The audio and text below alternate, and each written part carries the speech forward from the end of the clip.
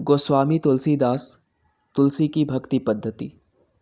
हमीर के समय में चारणों का वीर गाथा काल समाप्त होते ही हिंदी कविता का प्रवाह राजकीय क्षेत्र से हटकर भक्ति पथ और प्रेम पथ की ओर चल पड़ा। देश में मुसलमान साम्राज्य के पूर्णतया प्रतिष्ठित हो जाने पर वीरोत्साह के सम्यक संचार के लिए वह स्वतंत्र क्षेत्र न रह गया। देश का ध्यान अपने पुरुषार्थ और बल पराक्रम की ओर से हटकर भगवान की शक्ति और दया दाक्षिण्य की ओर गया। देश का वह नैराश्य काल था जिसमें भगवान के सिवा कोई और सहारा नहीं दिखाई देता था। रामानंद और वल्लभाचार्य ने जिस भक्ति रस का प्रभुत संचय किया, कबीर और सूर आदि की वाग्धारा ने उसका संचार जनता के बीच किया। साथ ही कुतुबन, जायसी आदि मुसलमान कवियों ने अपनी प्रबंध रचना द्वारा प्रेम पथ की मनोहरता दिखाकर लोगों को लुभाया। इस भक्ति और प्रेम के रंग में देश ने अपना दुख भुलाया, उसका मन बहला। भक्तों के भी दो वर्ग थे। एक तो भक्ति के प्राचीन स्वरूप को लेकर चला था, अर्थात प्राचीन भागवत संप्रदाय के नवीन विकास का ही अनुयायी था, और दूसरा विदेशी परंपरा का अनुयायी, लोक धर्म से उदासीन तथा समाज व्यवस्था और ज्ञान विज्ञान का विरोधी था। यह द्वितीय वर्ग जिस घोर नैराश्य की विषम स्थिति में उत्पन्न हुआ, उसी के सामंजस्य साधन में संतुष्ट रहा। उसे भक्ति का उतना ही अंश ग्रहण करने का साहस हुआ जितने कि मुसलमानों के यहाँ भी जगह थी। मुसलमानों के बीच रहकर इस वर्ग के महात्माओं का भगवान के उस रूप पर जनता की भक्ति को ले जाने का उत्साह ना हुआ जो अत्याचारियों का दमन करने वाला और दुष्टों का विनाशकर धर्म को स्थापित करने वाला है। इससे उन्हें भारतीय भक्ति मार्ग के विरुद्ध ईश्वर के सगुण रूप के स्थान पर निर्गुण रूप ग्रहण करना पड़ा, जिसे भक्ति का विषय बनाने में उन्हें बड़ी कठिनाई हुई। प्रथम वर्ग के प्राचीन परंपरा वाले भक्त वेद शास्त्रज्ञ तत्वदर्शी आचार्यों द्वारा प्रवर्तित संप्रदायों के अनुयायी थे। उनकी भक्ति का आधार भगवान का लोक धर्म रक्षक और लोक रंजक स्वरूप था। इस भक्ति का स्वरूप नैराश्यमय नहीं है, इसमें उस शक्ति का बीज है जो किसी जाति को फिर उठाकर खड़ा कर सकता है। सूर और तुलसी ने इसी भक्ति के सुधारस से सींचकर मुरझाते हुए हिंदू जीवन को फिर से हरा किया। पहले भगवान का हंसता खेलता रूप दिखाकर सूरदास ने हिंदू जाति की नैराश्य जनित खिन्नता हटाई, जिससे जीवन में प्रफुल्लता आ गई। पीछे तुलसीदास जी ने भगवान का लोक व्यापार व्यापी मंगलमय रूप दिखाकर आशा और शक्ति का अपूर्व संचार किया। अब हिंदू जाति निराश नहीं है। घोर नैराश्य के समय हिंदू जाति ने जिस भक्ति का आश्रय लिया, उसी की शक्ति से उसकी रक्षा हुई। भक्ति के सच्चे उद्गार ने ही हमारी भाषा को प्रौढ़ता प्रदान की और मानव जीवन की सरसता दिखाई। इस भक्ति के विकास के साथ ही साथ इसकी अभिव्यंजना करने वाली वाणी का विकास भी। अतः सूर और तुलसी के समय हिंदी कविता की जो समृद्धि दिखाई देती है, उसका कारण शाही दरबार की कद्रदानी नहीं है, बल्कि शाही दरबार की कद्रदानी का कारण वह समृद्धि है। उस समृद्धि काल के कारण है सूर तुलसी, और सूर तुलसी का उत्पादक है इस भक्ति का क्रमशः विकास, जिसके अवलंबन थे राम और कृष्ण। लोकमानस के समक्ष राम और कृष्ण जब से फिर से स्पष्ट करके रखे गए, तभी से वह उनके एक एक स्वरूप का साक्षात्कार करता हुआ उसकी व्यंजना में लग गया। यहाँ तक कि सूरदास तक आते आते भगवान की रोक लंजनकारिणी प्रफुल्लता की पूर्ण व्यंजना हो गई। अंत में उसकी अखिल जीवन वृत्ति व्यापिनी कला को अभिव्यक्त करने वाली वाणी का मनोहर स्फुरण तुलसी के रूप में हुआ। इस दिव्य वाणी का मंजू घोष घर घर क्या एक एक हिंदू के हृदय तक पहुंच गया कि भगवान दूर नहीं है, तुम्हारे जीवन में मिले हुए हैं। यही वाणी हिंदू जाति को नया जीवनदान दे सकती थी उस समय यह कहना कि ईश्वर सबसे दूर है, निर्गुण है, निरंजन है, साधारण जनता को और भी नैराश्य के गड्ढे में ढकेल सकता था। ईश्वर बिना पैर के चल सकता है, बिना हाथ के मार सकता है और सहारा दे सकता है। इतना और जोड़ने से भी मनुष्य की वासना को पूरा आधार नहीं मिल सकता। जब भगवान मनुष्य के पैरों से दीन दुखियों की पुकार पर दौड़कर आते दिखाई दें और उनका हाथ मनुष्य के हाथ के रूप में दुष्टों का दमन करता और पीड़ितों को सहारा देता दिखाई दे, उनकी आंखें मनुष्य की आंखें होकर आंसू गिराती दिखाई दे, तभी मनुष्य के भावों की पूर्ण तृप्ति हो सकती है और लोक धर्म का स्वरूप प्रत्यक्ष हो सकता है। इस भावना का हिंदू हृदय से बहिष्कार नहीं हो सकता। जहाँ हमें दिन दिन बढ़ता हुआ अत्याचार दिखाई पड़ा कि हम उस समय की प्रतीक्षा करने लगेंगे जब वह रावणत्व की सीमा पर पहुँचेगा और रामत्व का आविर्भाव होगा। तुलसी के मानस से रामचरित की जो शील शक्ति सौंदर्यमयी स्वच्छ धारा निकली, उसने जीवन की प्रत्येक स्थिति के भीतर पहुंचकर भगवान के स्वरूप का प्रतिबिंब झलका दिया। रामचरित की इसी जीवन व्यापकता ने तुलसी की वाणी को राजा, रंक, धनी, दरिद्र, मूर्ख, पंडित सबके हृदय और कंठ में सब दिन के लिए बसा दिया। किसी श्रेणी का हिंदू हो, वह अपने प्रत्येक जीवन में राम को साथ पाता है। संपत्ति में, विपत्ति में, घर में, वन में, रण क्षेत्र में, आनंदोत्सव में, जहाँ देखिए वहाँ राम। गोस्वामी जी ने उत्तरापद के समस्त हिंदू जीवन को राममय कर दिया। गोस्वामी जी के वचनों में हृदय को स्पर्श करने की जो शक्ति है, वह अन्यत्र दुर्लभ है। उनकी वाणी के प्रभाव से आज भी हिंदू भक्त अवसर के अनुसार सौंदर्य पर मुग्ध होता है, महत्व पर श्रद्धा करता है, सील की ओर प्रवृत्त होता है, सन्मार्ग पर पैर रखता है, विपत्ति में धैर्य धारण करता है, कठिन कर्म में उत्साहित होता है, दया से आर्द्र होता है, बुराई पर ग्लानि करता है, शिष्टता का अवलंबन करता है और मानव जीवन के महत्व का अनुभव करता है। जिस विदेशी परंपरा की भक्ति का उल्लेख ऊपर हुआ है, जिसके कारण विशुद्ध भारतीय भक्ति मार्ग का स्वरूप बहुत कुछ आच्छन्न हो चला था, गोस्वामी जी की सूक्ष्म दृष्टि किस प्रकार इस बात पर पड़ी, यह आगे दिखाया जाएगा। भारतीय भक्ति मार्ग और विदेशी भक्ति मार्ग में जो स्वरूप भेद है, उसका संक्षेप में निरूपण हम यहाँ पर कर देना चाहते हैं। हमारे यहाँ ज्ञान मार्ग, भक्ति मार्ग और योग मार्ग तीनों अलग अलग रहे हैं।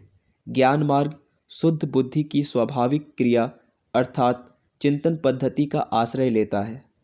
भक्ति मार्ग शुद्ध हृदय की स्वाभाविक अनुभूतियों अर्थात भावों को लेकर चलता है। योग मार्ग चित्त की वृत्तियों को अनेक प्रकार के अभ्यासों द्वारा अस्वाभाविक बनाकर अनेक प्रकार की अलौकिक सिद्धियों के बीच होता हुआ अंतस्थ ईश्वर तक पहुंचना चाहता है। इस स्पष्ट विभाग के कारण भारतीय परंपरा का भक्त ना तो पारमार्थिक ज्ञान का दावा करता है, ना अलौकिक सिद्धि या रहस्य दर्शन का। तत्व ज्ञान के अधिकारी तर्क बुद्धि संपन्न चिंतनशील दार्शनिक ही माने जाते हैं। सूर्य और तुलसी के संबंध में यह अवश्य कहा जाता है कि उन्होंने भगवान के दर्शन पाए थे, पर यह कोई नहीं कहता कि शंकराचार्य और रामानुज भी ज्ञान की जिस सीमा तक नहीं पहुँचे थे, उस सीमा तक वे पहुँचे। भारतीय पद्धति का भक्त यदि झूठा दावा कर सकता है तो यही कि मैं भगवान के ही प्रेम में मग्न रहता हूँ, यह नहीं कि जो बात कोई नहीं जानता वह मैं जाने बैठा हूँ। प्रेम के इस झूठे दावे से, इस प्रकार के पाखंड से अज्ञान के अनिष्ट प्रचार की आशंका नहीं है। भारतीय भक्त का प्रेम मार्ग स्वाभाविक और सीधा है, जिस पर चलना सब जानते हैं, चाहे चले ना। वह ऐसा नहीं जिसे कोई विरला ही जानता हो या जान सकता हो। वह तो संसार में सबके लिए ऐसा ही सुलभ है जैसे अन्न और जल। निगम अगम साहब सुगम राम सांचिली चाह, अम्बु असन अवलोकियत सुलभ सबे जगमाह। सरलता का मार्ग इस नित्य का लक्षण है। मन की सरलता, वचन की सरलता और कर्म की सरलता। सूधे मन सूधे वचन सूधी सब करतूती, तुलसी सूधी सकल विधि, रघुबर प्रेम प्रसूति। भारतीय परंपरा के भक्त में दुराव छिपाव की प्रवृत्ति नहीं होती। उसे यह प्रकट करना नहीं रहता कि जो बातें मैं जानता हूँ उन्हें कोई बिरला ही समझ सकता है। इससे अपनी वाणी को अटपटी और रहस्यमयी बनाने की आवश्यकता उसे कभी नहीं होती। वह सीधी सादी सामान्य बात को भी रूपकों में लपेटकर पहेली बनाने और असंबद्धता के साथ कहने नहीं जाता। बात यह है कि वह अपना प्रेम किसी अज्ञात के प्रति नहीं बताता, उसका उपास्य ज्ञात है। उसके निकट ईश्वर ज्ञात और अज्ञात दोनों है। जितना अज्ञात है उसे तो वह परमार्थान्वेषी दार्शनिकों के चिंतन के लिए छोड़ देता है, और जितना ज्ञात है उसी को लेकर वह प्रेम में लीन रहता है। तुलसी कहते हैं कि जिसे हम जानेंगे वही हमें जानेगा। जाने जानत ओइये बिनु जाने को जान। पर पाश्चात्य दृष्टि में भक्ति मार्ग रहस्यवाद के अंतर्गत ही दिखाई पड़ता है। बात यह है कि पैगंबरी यानी यहूदी ईसाई इस्लाम मतों में धर्म व्यवस्था के भीतर तत्वचिंतन या ज्ञान कांड के लिए स्थान न होने के कारण आध्यात्मिक ज्ञानोपलब्धि रहस्यात्मक ढंग से यानी स्वप्न संदेश छाया दर्शन आदि के द्वारा ही माननी पड़ती है। पहुँचे हुए भक्तों और संतों के संबंध में लोगों की यह धारणा थी कि जब वे आवेश की दशा में मूर्छित या ब्रह्म ज्ञान शून्य होते हैं तब भीतर ही भीतर उनका ईश्वर के साथ संयोग होता है और वे छाया रूप में बहुत सी बातें देखते हैं। ईसाई धर्म में जब स्थूल एकेश्वरवाद, जो वास्तव में देववाद ही है, के स्थान पर प्राचीन आर्य दार्शनिकों द्वारा प्रतिपादित सर्ववाद लेने की आवश्यकता हुई, तब वह बुद्धि द्वारा प्रस्तुत ज्ञान के रूप में तो लिया नहीं जा सकता था, ईश्वर द्वारा रहस्यात्मक ढंग से प्रेषित ज्ञान के रूप में ही लिया जा सकता था। इससे परमात्मा और जीवात्मा के संबंध की वे ही बातें जो यूनान या भारत के प्राचीन दार्शनिक कह गए थे, विलक्षण रूपकों द्वारा कुछ दुर्बोध और अस्पष्ट बनाकर संत लोग कहा करते थे। अस्पष्टता और असंबद्धता इसलिए आवश्यक थी कि तथ्यों का साक्षात्कार छाया रूप से ही माना जाता था। इस प्रकार अरब, फारस तथा यूरोप में भावात्मक और ज्ञानात्मक रहस्यवाद का चलन हुआ। भारत में धर्म के भीतर भी ज्ञान की प्रकृत पद्धति और प्रेम की प्रकृत पद्धति स्वीकृत थी। अतः भावात्मक और ज्ञानात्मक रहस्यवाद की कोई आवश्यकता न हुई। साधनात्मक और क्रियात्मक रहस्यवाद का अलवत योग, तंत्र और रसायन के रूप में विकास हुआ। इसके विकास में बौद्धों ने बहुत कुछ योग दिया। हठ योग की परंपरा बौद्धों की ही थी। मत्स्येंद्र नाथ के शिष्य गोरखनाथ ने उसे शैव रूप दिया। गोरख पंथ का प्रचार राजपुताने की ओर अधिक हुआ। इसी से उस पंथ के ग्रंथ राजस्थानी भाषा में लिखे गए हैं। मुसलमानी शासन के प्रारंभ काल में इसी पंथ के साधु उत्तरीय भाग में अधिक घूमते दिखाई देते थे, जिनकी रहस्य भरी बातें हिंदू और मुसलमान दोनों सुनते थे। मुसलमान अधिकतर खड़ी बोली बोलते थे। इससे इस पंथ के रमते साधु राजस्थानी मिली खड़ी बोली का व्यवहार करने लगे। इस प्रकार एक सामान्य सधुक्कड़ी भाषा बनी, जिसका व्यवहार कबीर दादू और निर्गुणी संतों ने किया। अरब और फारस का भावात्मक रहस्यवाद लेकर जब सूफी हिंदुस्तान में आए, तब उन्हें यही रहस्योन्मुख संप्रदाय मिला। इसी से उन्होंने हठ योग की बातों का बड़ी उत्कंठा के साथ अपने संप्रदाय में समावेश किया। जायसी आदि सूफी कवियों की पुस्तकों में योग और रसायन की बहुत सी बातें बिखरी मिलती है। रहस्यवादी सूफियों के प्रेम तत्व के साथ वेदांत के ज्ञान मार्ग की कुछ बातें जोड़कर जो निर्गुण पंथ चला, उसमें भी ईला, पिंगड़ा, सुषमन नारी आदि की बराबर चर्चा रही। सूफियों ने हठ योगियों की जिन बातों को अपने मेल में देखा वो ये थी: पहला, रहस्य की प्रवृत्ति; दूसरा, ईश्वर को केवल मन के भीतर समझना और ढूंढना; तीसरा, बाहरी पूजा और उपासना का त्याग। ये तीनों बातें भारतीय भक्ति मार्ग से मेल खाने वाली नहीं थी। जैसा कि ऊपर दिखा आए हैं, भारतीय भक्ति पद्धति रहस्य की प्रवृत्ति को भक्ति की सच्ची भावना में बाधक समझती है। भारतीय परंपरा का भक्त अपने उपास्य को बाहर लोक के बीच प्रतिष्ठित करके देखता है, अपने हृदय के कोने में नहीं। वह ध्यान भी करता है तो जगत के बीच अपनी प्रत्यक्ष कला का प्रकाश करते हुए व्यक्त ईश्वर का। तुलसी का वन के बीच राम का दर्शन करना प्रसिद्ध है, हृदय के भीतर नहीं। इसी प्रकार भक्ति भावना में लीन होने पर वह सब कुछ राममय देखता है और अपने से बाहर सबकी पूजा करना चाहता है। हठ योगियों की बातें भक्ति की सच्ची भावना में किस प्रकार बाधा पहुंचाने वाली थी, इस बात को लोकदर्शी गोस्वामी जी की सूक्ष्म दृष्टि पहचान गई। उनके समय में गोरखपंथी साधु योग की रहस्यमयी बातों का जो प्रचार कर रहे थे, उसके कारण उन्हें जनता के हृदय से भक्ति भावना भागती दिखाई पड़ी। गोरख जगायो जोग, भक्ति भगायो लोग, निगम नियोग ते, सो केली ही छरो सो है। ईश्वर को मन के भीतर ढूंढो। इस वाक्य ने भी पाखंड का बड़ा चौड़ा रास्ता खोला है।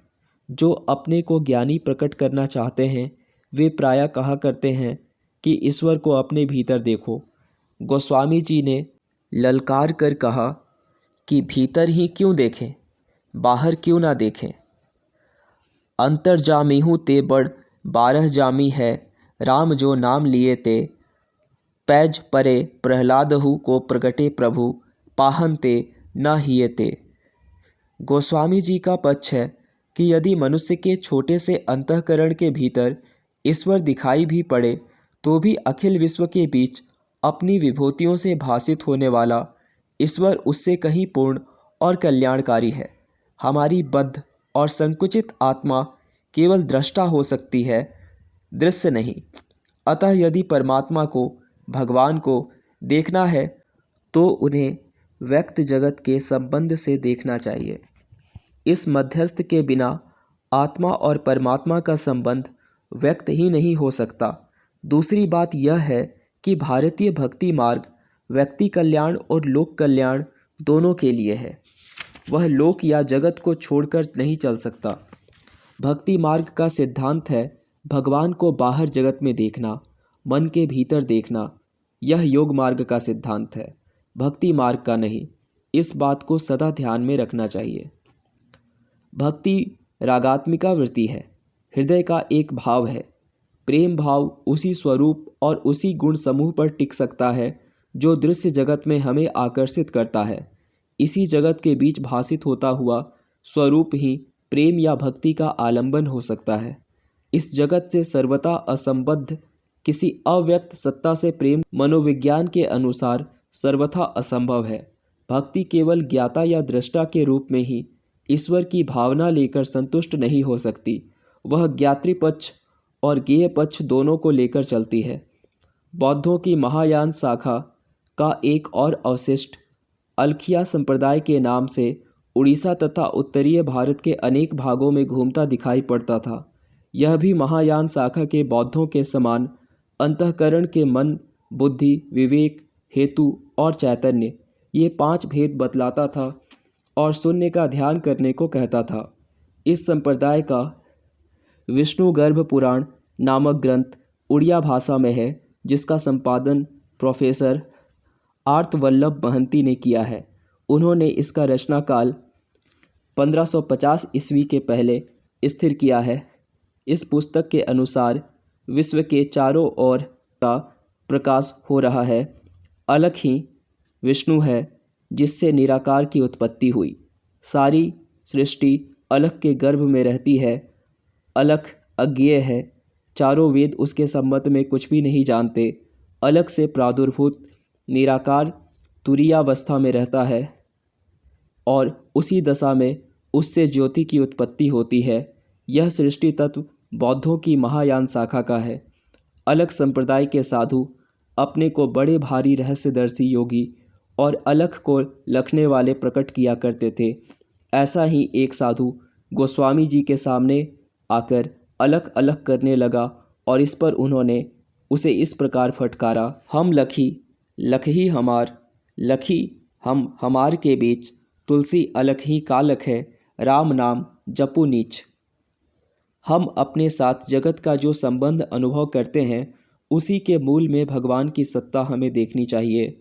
जासो सब नातो फुरै, उसी को हमें पहचानना चाहिए। जगत के साथ हमारे जितने संबंध हैं सब राम के संबंध से हैं। नाते सब राम के मनियत, सुहृदय सुसेव्य जहाँ लो। माता पिता जिस स्नेह से हमारा लालन पोषण करते हैं, भाई बंधु इष्ट मित्र जिस स्नेह से हमारा हित करते हैं, उसे राम ही का स्नेह समझना चाहिए। जिन जिन वृत्तियों से लोक की रक्षा और रंजन होता है, उन सब का समाहार अपनी परमावस्था को पहुँचा हुआ जहाँ दिखाई पड़े, वहाँ भगवान की उतनी कला का पूर्ण प्रकाश समझकर, जितनी से मनुष्य का प्रयोजन है, अनंत पुरुषोत्तम को उतनी मर्यादा के भीतर देखकर जितनी से लोक का परिचालन होता है, सिर झुकाना मनुष्य होने का परिचय देना है, पूरी आदमियत का दावा करना है। इस व्यवहार क्षेत्र से परे, नाम रूप से परे जो ईश्वरत्व या ब्रह्मत्व है, वह प्रेम या भक्ति का विषय नहीं, वह चिंतन का विषय है। वह इस प्रकार लक्षित नहीं कि हमारे भावों का, हमारी मनोवृत्तियों का परम लक्ष्य हो सके। अतः अलक्ष्य का बहाना करके जितना लक्ष्य है उसकी ओर भी ध्यान न देना धर्म से भागना है। गोस्वामी जी पूरे लोकदर्शी थे। लोक धर्म पर आघात करने वाली जिन बातों का प्रचार उनके समय में दिखाई पड़ा, उनकी सूक्ष्म दृष्टि उन पर पूर्ण रूप से पड़ी। कबीर आदि द्वारा प्रवर्तित निर्गुण पंथ की लोक धर्म से विमुख करने वाली वाणी का किस खरेपन के साथ उन्होंने विरोध किया, इसका वर्णन लोक धर्म के अंतर्गत किया जाएगा। भक्ति में बड़ी भारी शर्त है निष्कामता की। सच्ची भक्ति में लेन देन का भाव नहीं होता। भक्ति के बदले में उत्तम गति मिलेगी, इस भावना को लेकर भक्ति हो ही नहीं सकती। भक्त के लिए भक्ति का आनंद ही उसका फल है। वह शक्ति, सौंदर्य और शील के अनंत समुद्र के तट पर खड़ा होकर लहरें लेने में ही जीवन का परम फल मानता है। तुलसी इसी प्रकार के भक्त थे। कहते हैं कि वे एक बार वृंदावन गए थे। वहाँ किसी कृष्णोपासक ने उन्हें छेड़कर कहा, आपके राम तो 12 कला के अवतार हैं, आप श्री कृष्ण की भक्ति क्यों नहीं करते जो 16 कला के अवतार हैं। गोस्वामी जी बड़े भोलेपन के साथ बोले, हमारे राम अवतार भी हैं, यह हमें आज मालूम हुआ। राम विष्णु के अवतार हैं, इससे उत्तम फल या उत्तम गति दे सकते हैं। बुद्धि के इस निर्णय पर तुलसी राम से भक्ति करने लगे हों, यह बात नहीं है। राम तुलसी को अच्छे लगते हैं। उनके प्रेम का यदि कोई कारण है तो यही है। इसी भाव को उन्होंने इस दोहे में व्यंजित किया है। जो जगदीश तो अति भलो, जो महीस तो भाग, तुलसी चाहत जन्म भरी, रामचरण अनुराग। तुलसी को राम का लोक रंजक रूप वैसा ही प्रिय लगता है जैसा चातक को मेघ का लोक सुखदायी रूप। अब तक जो कुछ कहा गया है उससे यह सिद्ध है कि शुद्ध भारतीय भक्ति मार्ग का रहस्यवाद से कोई संबंध नहीं। तुलसी पूर्ण रूप में इसी भारतीय भक्ति मार्ग के अनुयायी थे, अतः उनकी रचना को रहस्यवाद कहना हिंदुस्तान को अरब या विलायत कहना है। कृष्ण भक्ति शाखा का स्वरूप आगे चलकर अवश्य ऐसा हुआ जिसमें कहीं कहीं रहस्यवाद की गुंजाइश हुई। अपने मूल रूप में भागवत संप्रदाय भी विशुद्ध रहा। श्री कृष्ण का लोक रक्षक और लोक रंजक रूप गीता में और भागवत पुराण में स्फुरित है, पर धीरे धीरे वह स्वरूप आवृत होता गया और प्रेम का आलंबन मधुर रूप ही शेष रह गया। वल्लभाचार्य जी ने स्पष्ट शब्दों में उनका लोक संग्रही रूप हटाया। उन्होंने लोक और वेद दोनों की मर्यादा का अतिक्रमण अपने संप्रदाय में आवश्यक ठहराया। लोक को परे फेंकने से कृष्ण भक्ति व्यक्तिगत एकांत प्रेम साधना के रूप में ही रह गई। इतना होने पर भी सूरदास, नंददास आदि महाकवियों ने कृष्ण को इसी जगत के बीच वृंदावन में रखकर देखा। उन्होंने रहस्यवाद का रंग अपनी कविता पर नहीं चढ़ाया। मुसलमानी अमलदारी में सूफी पीरों और फकीरों का पूरा दौर दौरा रहा। लोक संग्रह का भाव लिए रहने के कारण राम भक्ति शाखा पर तो उनका असर ना पड़ा, पर जैसा कि कह आए हैं, लोक को परे फेंक कर व्यक्तिगत एकांत साधना का रंग पकड़ चुकी थी। इससे उसके कई प्रसिद्ध भक्तों पर सूफियों का पूरा प्रभाव पड़ा। चैतन्य महाप्रभु में सूफियों की प्रवृत्तियां स्पष्ट लक्षित होती है। जैसे सूफी कव्वाल गाते गाते हाल की दशा में हो जाते हैं, वैसे ही महाप्रभु की मंडली भी नाचते नाचते मूर्छित हो जाती थी। यह मूर्छा रहस्य संक्रमण का एक लक्षण है। इसी प्रकार मीराबाई भी लोकलाज खोकर अपने प्रियतम कृष्ण के प्रेम में मतवाली और विरह में व्याकुल रहा करती थी। नागरी दास जी भी इश्क का प्याला पीकर इसी प्रकार झूमा करते थे। यहीं तक नहीं, माधुर्य भाव की उपासना लेकर कई प्रकार के सखी संप्रदाय भी चले, जिनमें समय समय पर प्रियतम के साथ संयोग हुआ करता है। एक कृष्णोपासक संप्रदाय स्वामी प्राणनाथ जी ने चलाया, जो ना तो द्वारका, वृंदावन आदि तीर्थों को कोई महत्व देता है और ना मंदिरों में श्री कृष्ण की मूर्तियों का दर्शन करने जाता है। वह इस वृंदावन और इसमें विहार करने वाले कृष्ण को गोलोक की नित्य लीला की एक छाया मात्र मानता है। जिस प्रकार मद, प्याला, मूर्छा और उन्माद सूफी रहस्यवादियों का एक लक्षण है, उसी प्रकार प्रियतम ईश्वर के विरह की बहुत बढ़ी चढ़ी भाषा में व्यंजना करना भी सूफी कवियों की एक रूढ़ी है। यह रूढ़ी भक्त कवियों के विनय में न पाई जाएगी। भारतीय भक्त तो अपनी व्यक्तिगत सत्ता के बाहर सर्वत्र भगवान का नित्य लीला क्षेत्र देखता है। उसके लिए विरह कैसा? अपनी भक्ति पद्धति के भीतर गोस्वामी जी ने किस प्रकार सील और सदाचार को भी एक आवश्यक अंग के रूप में लिया है, यह बात सील साधना और भक्ति के अंतर्गत दिखाई जाएगी।